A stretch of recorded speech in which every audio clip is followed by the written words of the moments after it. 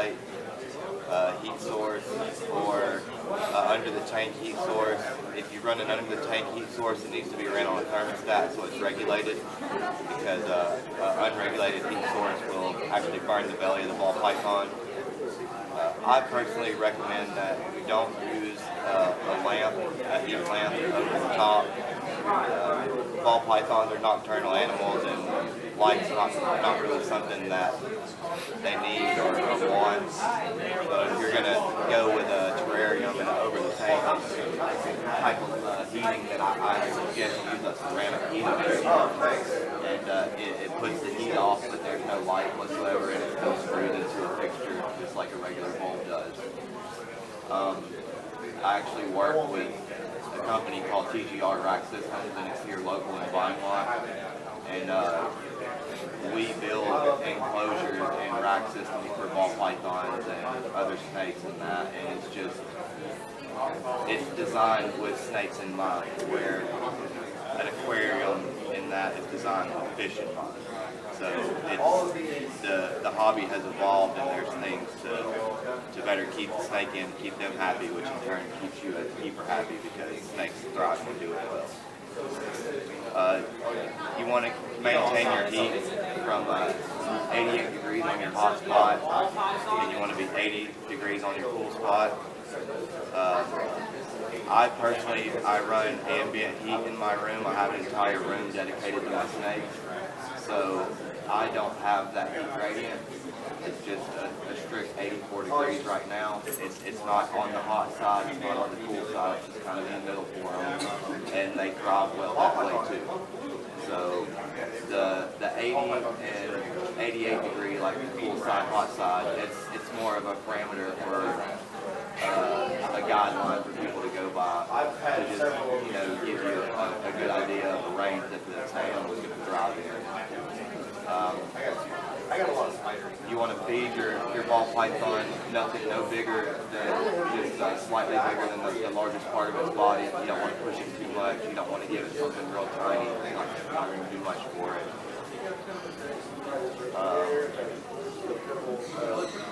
Substrates.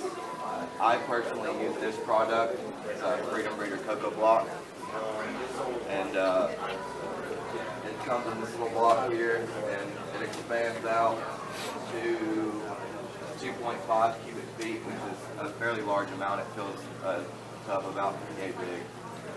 And the substrate it looks dry, but it's actually got water inside of it. When I squeeze it, you can see the moisture in there. So that helps to maintain your humidity level where they need to be at, so your sheds are nice and it's full and you don't have choppy sheds. You want to maintain your humidity level at 50 to 65% is ideal. Most of the time in our house it's around 35-40%, somewhere around in there. A lot of times just a simple water dish will keep the humidity where it needs to be at, depending on the size of your enclosure. Bigger isn't better with ball pythons. As far as enclosure goes, you want to have them in something that's smaller. They like a more secluded type space. So as long as they're not in a real large area, a water bowl a lot of times helps.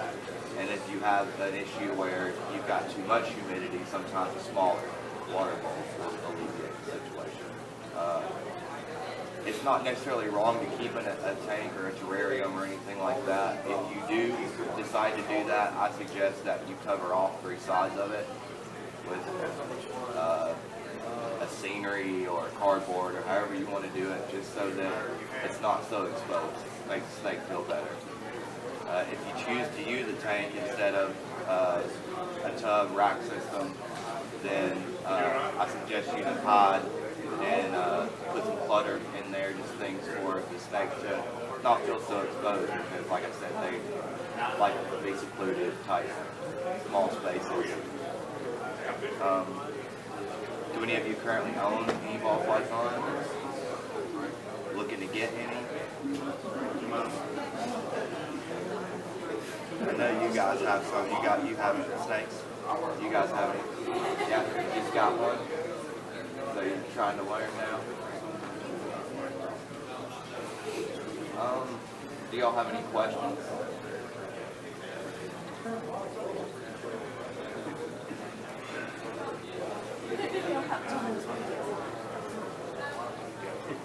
Then there won't be nobody to ask them to. Oh, okay. We got one from you when you had expo here. Okay. He tends to stay on the coast side most of the time. I've got hide on both ends, cold and hot. I got the heat mat underneath, got the thermostat on it and everything. But I've checked it with a gun. The digital temp gun. Yeah. That's a good tool to have. To check the temperature and everything, but he still tends to stay on the coast of his earth. He just, I mean, he eats fine and does everything fine, but. Which animal did you get? The Mystic. Oh, okay. We bought the rack system that you had. All right. It's his snake, but we take care of it most of the time. He's working most of the time. So, we didn't know about him staying on the coast side a lot. Okay. We figured he knows what he needs. Well, no, he's thriving. Okay. You want to, if you're running a hot and cool side, you want it to be 80 on your cool side, 88 on your warm side. 80 hottest. Yes, 80 on the cool, 88 on the warm side.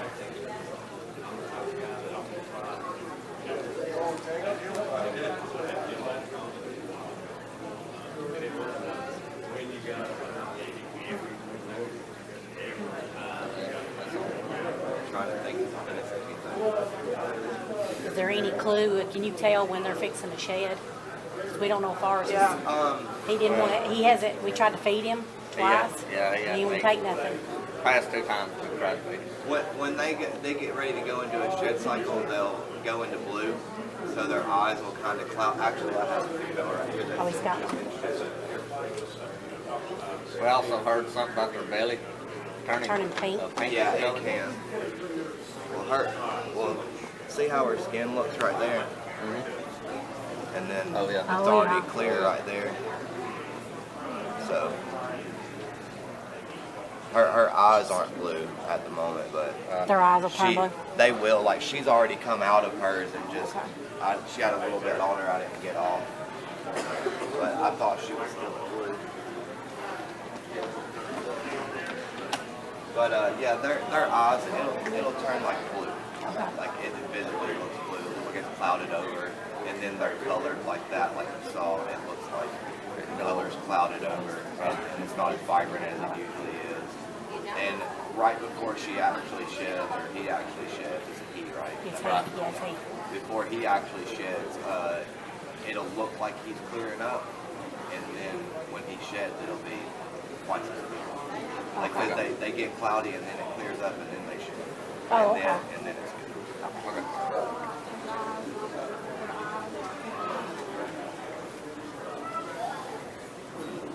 Yes, actually that's perfect.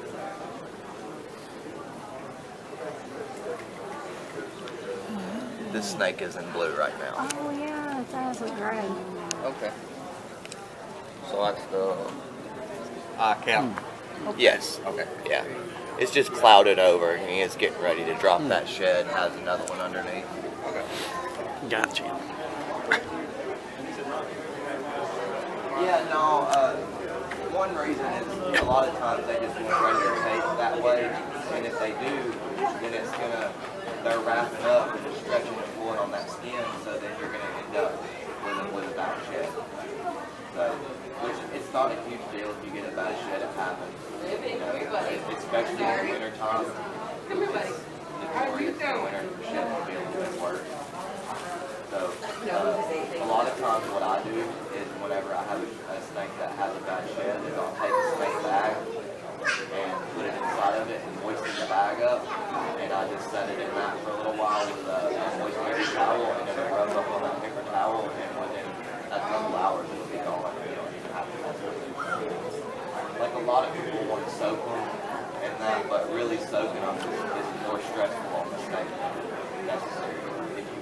snake bag or something like that. Put it in and just moisten that up. You want to make sure it's warm. Obviously, don't put a cool, cold bag. And just making sure it's a warm bag and just put it in there and set it back in the enclosure for an hour, 2 hours, and pull it back out.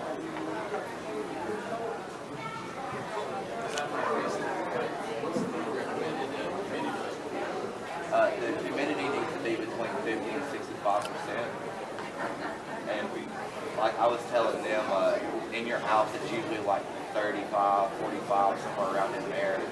So a lot of times if your enclosure is relatively small, your water bowl will be efficient humidity for most of the time. Especially if you're running like some kind of bedding like this. And this helps it stay a good humidity. That's why I use this, is because it retains that moisture and it holds it in there to where you're not having to go in and spray the animal down all the time to try to make sure it's having a good shed and getting the humidity level it needs. Yes. And you need to get a thermometer, hygrometer, and that's how you're going to tell what your humidity level is. And then a good thing to have is a digital temp gun to check your temperature, because if you set your thermostat to 88, your enclosure is not necessarily going to be regulated at 88. It's got to go through the tub itself and through the substrate and then get to the animal. So you want your hot spot to actually be 88 like on the substrate where the animal's body touches.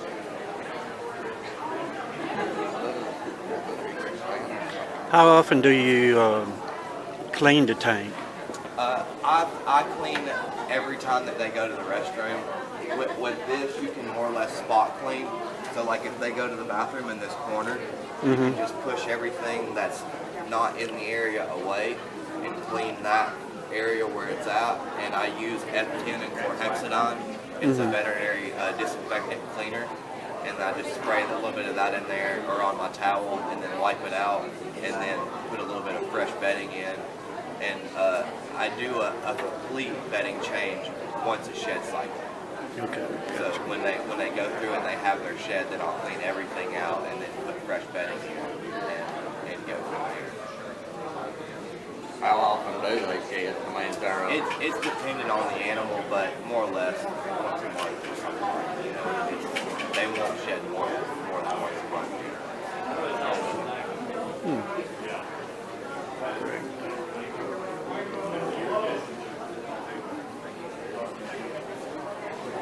You might have any other questions?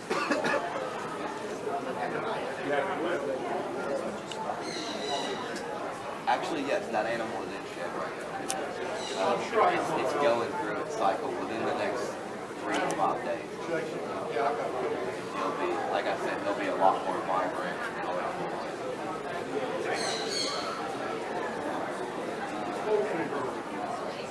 Yes, sometimes the iCats can get stuff on there. As long as you keep your humidity level where they need to be at, they're going to have a clean shed.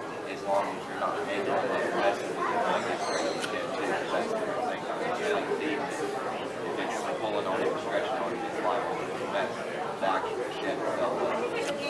But like I said, what I do whenever I have bad shit is I put it inside the snake bag. It takes care of it. They rub it off and they do what they need to do. And then I'm not actually physically picking at it, pulling on it.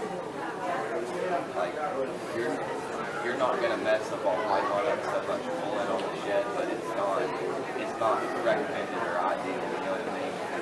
There is a point to where if it's really dry, it's actually stuck to the snake. It's like pulling the scab off almost. But there's a point too where it's just really soft and it falls off easy, but it depends on where you catch it at.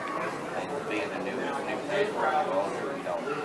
you don't know where those are at. You know what I mean? It takes a little bit of time and hard to figure out what they're at.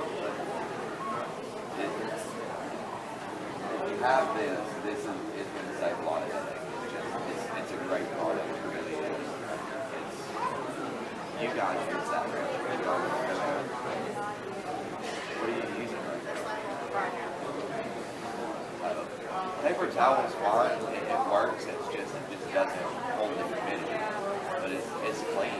You know, keep things clean that way.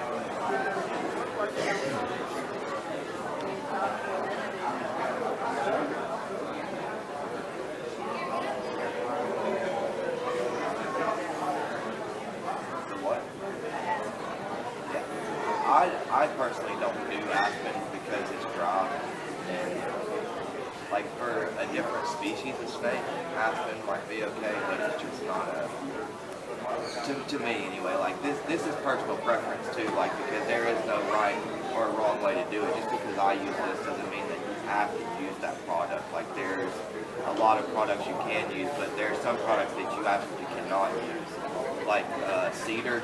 You don't want to use any cedar because the oils are bad and just rub on their scales and their belly. You don't want to use anything that's not kiln dried, like just like regular pine shavings that came from a sawmill. You don't want to use that. Like the stuff that you're getting from a pet store is kiln dried. It's expensive process. If you're going to use something like that, then aspen is the better of the bedding to use. But again, it just doesn't hold the bedding well.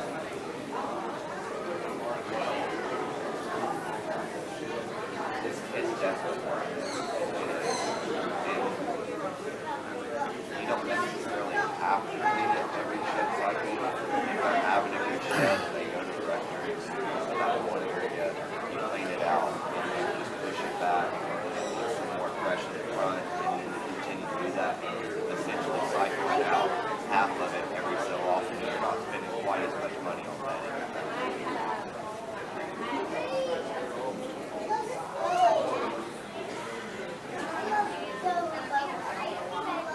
What's that?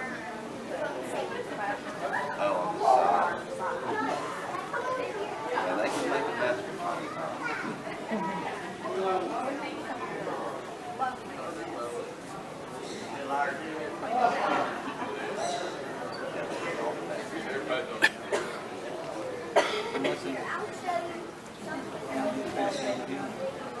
You just got a new one, so you get to get broke in.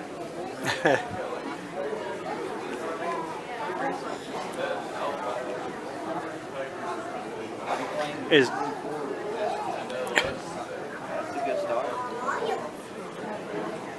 is there a certain way to handle the snake and for how long? Or It's more or less dependent on the animal. They're going to let you know if they're okay with being handled. Like this guy here, he's just kind of Right. okay and at ease. If he's squirming around and trying to get away and in a defensive posture and just popping his back up, just getting real stiff and that, like he doesn't want to be handled. So Right. it's dependent on the animal. Some are completely fine, and some just don't like very much interaction at all. Right. And I have about 300, 350, something like that at home right now, and I have 3 of them that just absolutely do not like to be messed with. Gotcha. Like every time I pick them up or touch them, they just, they blow their body out and they get all tense. And a couple of them strike at me every once in a while. But like for the most part, like most of my animals are really calm and they're not real striky and they're okay. Right. I mean, there is a right and a wrong way to handle them. You want to kind of scoop them up. You don't want to just go reaching in real hard right at their face. Right. If you get bit as a handler, most of the time it's something that you've done to cause yourself to get bit. Right. You spooked the snake and scared yourself, or scared it, and then it's defending itself. Right. And then you don't want to grip them too hard because you can crack their ribs, because they have ribs all the way down their body. So you just want to be gentle and kind of let them go through and do their thing. And like I said, when you pick them up, just kind of scoop them.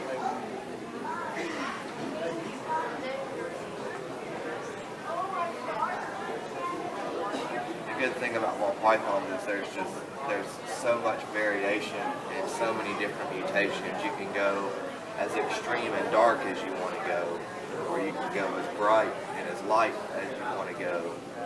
And it just all depends on what pattern mutations you put together, what your outcome is.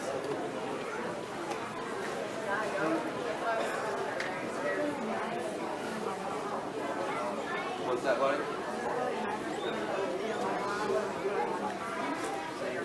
First part of that, you're fine, is you're your fine. personal preference. Do you want to feed live or you want to feed bred? The second part of that is the snake's preference. Some snakes tend to not want to take frozen or not want to take live. It depends on the animal. But most of the time, snakes have a natural instinct to eat, so they're gonna eat live more readily than they're gonna eat frozen. But it's not generally very hard to switch them over from live to frozen, but there's a technique to it. You know, you gotta kind of know how to do what you do. What's that? It doesn't matter at all, actually. My dad is my business partner, and he has frozen thawed in his collection, and I feed live in my collection. And when I bring things from his place to my place, during the breeding season or vice versa, they usually get switched over during that time, and then when they come back, they generally will go back either way, either one of us want to do it.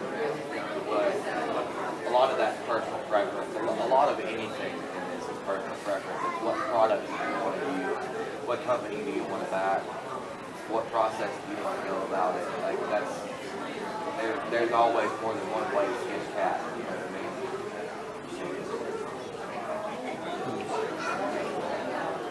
But with that animal that you bought, I would just whatever the breeder said they were on is what I would go with, start with, and if you want to deviate from that, do it after it's been home and stable and you've got a few meals in it.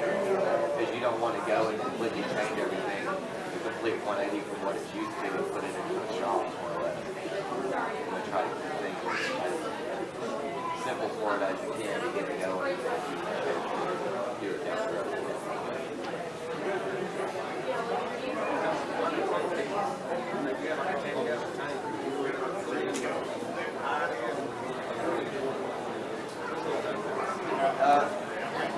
With a smaller snake like that, especially if it's a 10-gallon, you can get like a small hide and have one on both sides is ideal. That way you can choose which side you go to. But if not, then the hot side would probably be where you have that if you don't have one.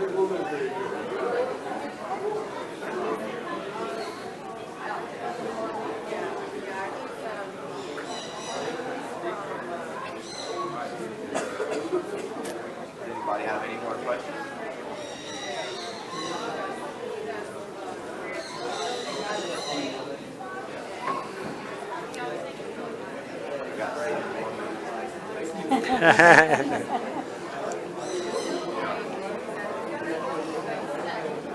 What's that?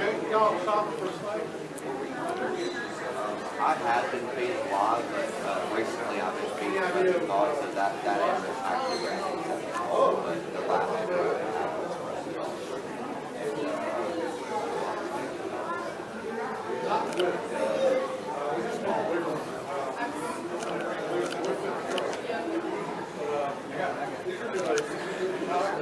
They're not, like I said earlier, when we feed them, we don't want to, you just want to get fairly bigger than that.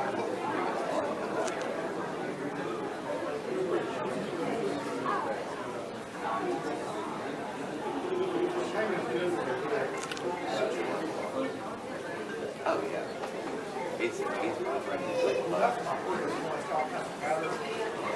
So we're seeing about the characteristics of handling it, whether the snake likes it or punchy or whether it's ball up type of thing. So you do get that engagement. I mean, like, would you recommend handling it indoors if it's used to it, kind of break it in? Say, it's just not a snake that you can handle.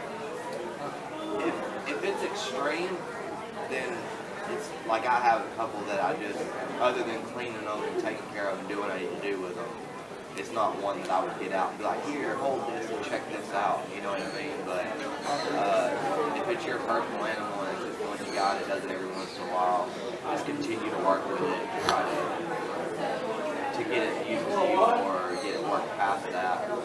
But you don't want to aggravate it when it's in that state and get it striking and get yourself bit either, and then end up with a bad experience, and then you don't want to mess with the snake. What would you recommend, like just average style, how often would you handle it?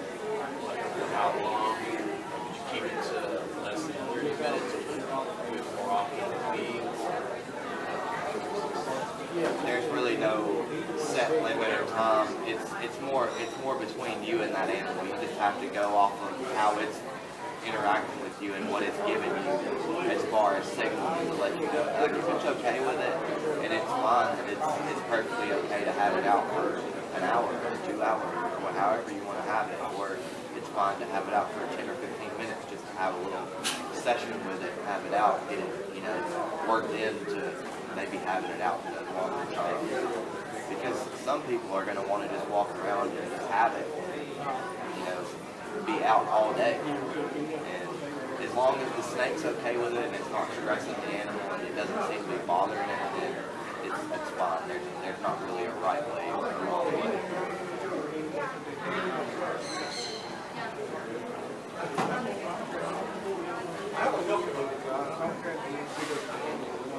Anybody have any more questions?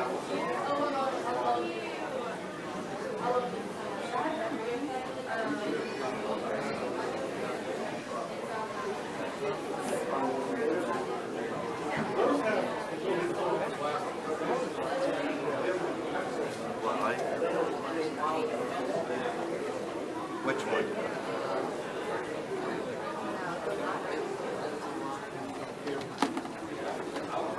This one. This is a orange dream, pastel, fire, yellow belly. So this animal has 4 genes, so that's why it looks the way that it looks. He's going into his shed cycle right now too. So he's usually more vibrant than this. He's kind of dulled out a little now. But the orange dream and the combo makes it where it's this creamy yellow instead of like a bright yellow. Because generally fireflies are really bright, they're almost a canary yellow. But the orange dream makes it more creamy.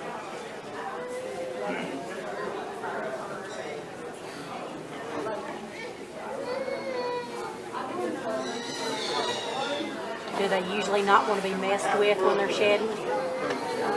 It's not even so much that, it's just the oils from your hand and you holding it and it moving around, it can cause it to have a bad shed. So, I mean, me handling that even that little bit, I potentially end up having a bad shed.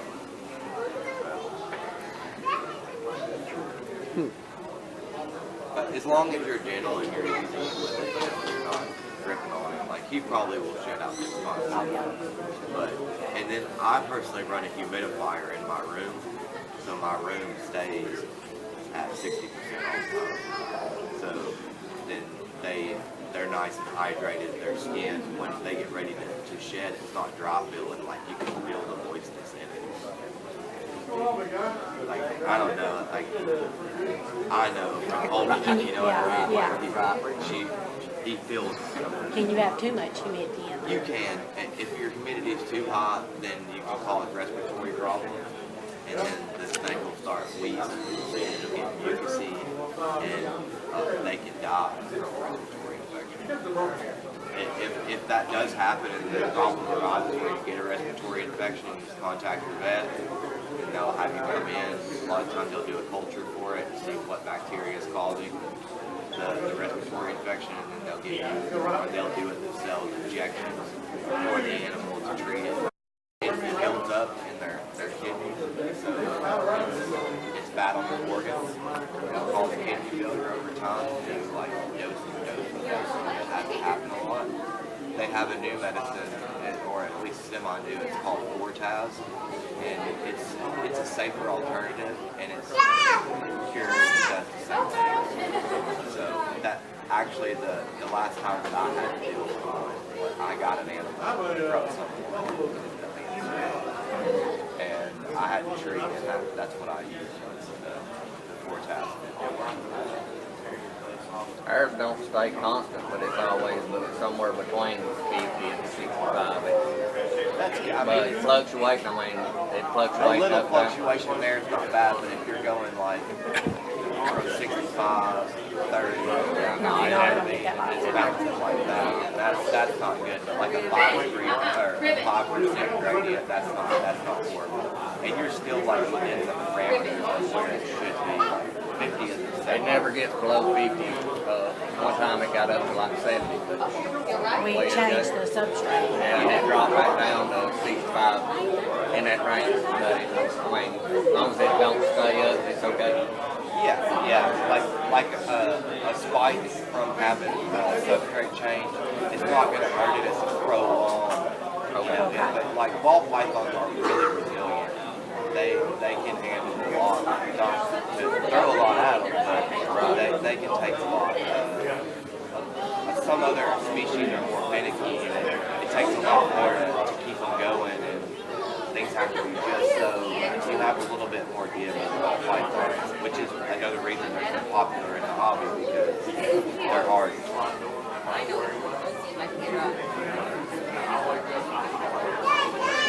Any more questions? You're saying that the infections that bacteria don't have to be at a humidity level? He's right there.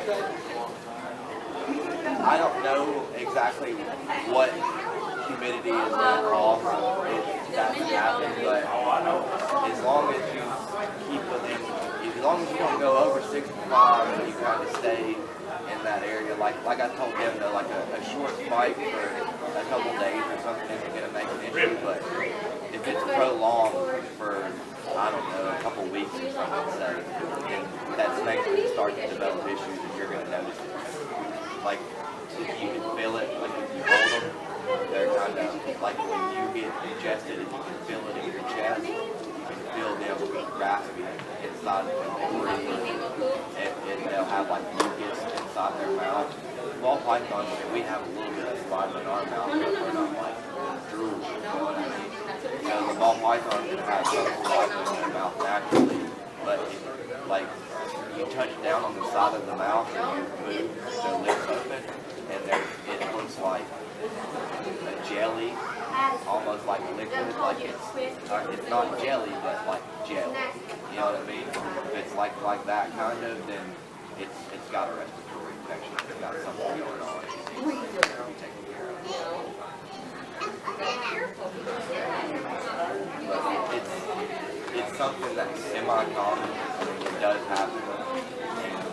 It's not the end of the world. It doesn't mean that you're a bad keeper. Just go to your vet, get what you need to get it taken care of, and go through it and drive on. Especially like with Facebook and stuff, a lot of people will get animals and they'll join the Facebook group, and like they're scared to admit that something happens that's wrong because they don't want any negative backlash. But it's like that's doing something wrong. Like going and taking it to the vet and getting it treated and doing what you're supposed to do, like that, you're doing the right thing. Like the people that are sitting there throwing stones, those are the people that listen to it. Bye. It's like that though, unfortunately, in this hobby when you get into it. Like there's a lot of things that happen. So it shouldn't be.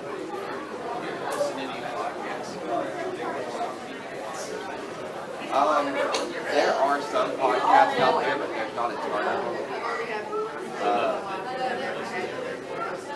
There's none that you really don't No. I mean, you could just look up some podcasts, and there are things out there, but I don't believe there's anybody actively doing any podcasts right now that's relevant to ball pythons and ball pythons. There were people that were doing some. There was a couple of people that had some podcasts, but they're about ball pythons and about ball python keepers. Like actually, I'm on one of the podcasts, but it's more of an adult podcast. It's not just about strictly information. You know what I mean? It's kind of the one I'm talking about is like a breeder behind the business type thing, and then like you're more or less asking for something that's informational. That's going to end. There are some things out there, but there's not much out there stuff like that. There's YouTube videos. There's tons of YouTube videos out there. Tons and tons of YouTube videos. Justin Pavelka is a good person to follow. Like as far as tips and tricks, like he has a ton of videos out there.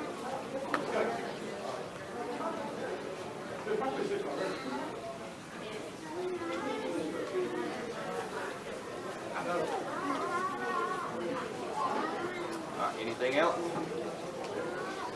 All right, thanks. I appreciate y'all.